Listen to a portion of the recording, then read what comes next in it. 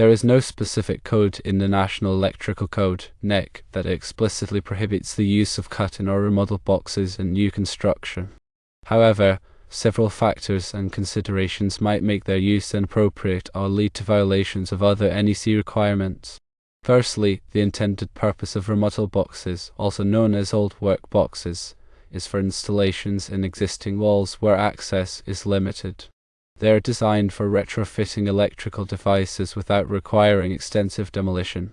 Secondly, new construction typically allows for open wall cavities, providing easy access for installing standard electrical boxes that are generally more robust and offer better support. Using remodel boxes in new construction might suggest a less professional or temporary installation. Thirdly, the NEC mandates that all electrical boxes be securely fastened and supported. Section 314.23 covers the requirements for box mounting and support. Standard boxes are typically nailed or screwed directly to studs or framing members, providing a solid and secure installation. Remodel boxes, on the other hand, often rely on clamps that grip the drywall.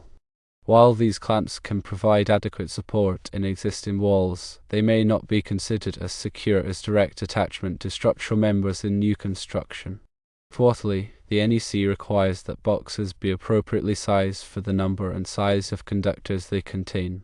Section 314.16 provides the rules for calculating the number of conductors permitted in a box. Standard boxes are available in various sizes and depths, making it easier to select the correct size for the intended wiring.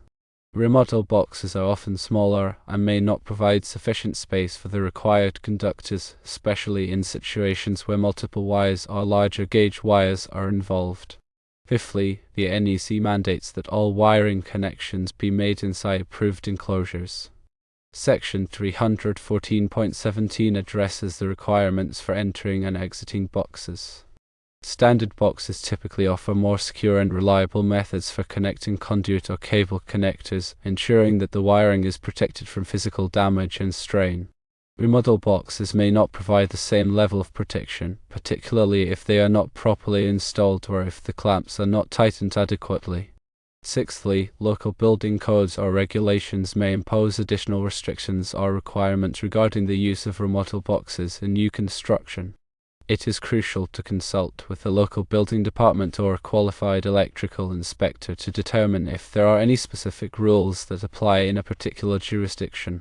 Seventhly, using remodel boxes in new construction can raise concerns about the long-term reliability and safety of the electrical system. Standard boxes are designed to withstand the rigors of new construction and provide a durable and reliable enclosure for electrical connections. Remodel boxes, being designed for less demanding applications, may not offer the same level of durability or resistance to physical damage. Eighthly, from a practical standpoint, using standard boxes in new construction is generally more efficient and cost-effective. Standard boxes are readily available, relatively inexpensive, and easy to install when the wall cavities are open. Using remodel boxes, on the other hand, may require more time and effort, especially if modifications or adjustments are needed to accommodate the clamps or wiring.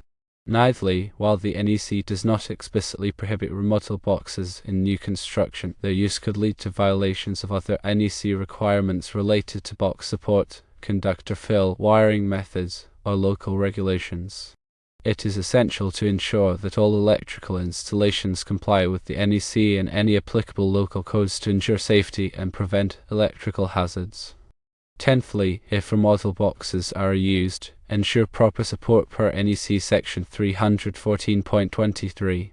This typically involves securely fastening the box to a structural member or using an approved support system.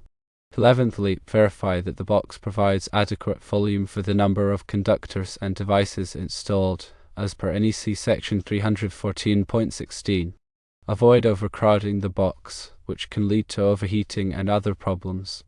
12thly, ensure that the wiring method used with the remodel box is suitable for the application and complies with NEC Chapter 3. Pay attention to cable types, conduit requirements, and proper termination methods. 13thly, ensure that the installation complies with all applicable local building codes and regulations. Contact the local building department or a qualified electrical inspector for guidance. 14thly, in California specifically, Title 24 of the California Code of Regulations, also known as the California Building Standards Code, incorporates the NEC with amendments. Therefore, while the NEC doesn't outright ban remodel boxes, California's amendments or interpretations might influence their acceptability in new construction. 15thly, consider the context of the installation. For example, if the new construction involves prefabricated panels or unique wall systems, the accessibility might resemble a remodel situation, justifying the use of remodel boxes. 16thly, the type of wiring method used can also influence the choice. Non-metallic sheathed cable, such as Romex, is commonly used in residential construction and can be easily installed in remodel boxes. However, if metallic conduit is required, standard boxes might offer better support and connection options. 17thly, evaluate the long-term accessibility of the wiring.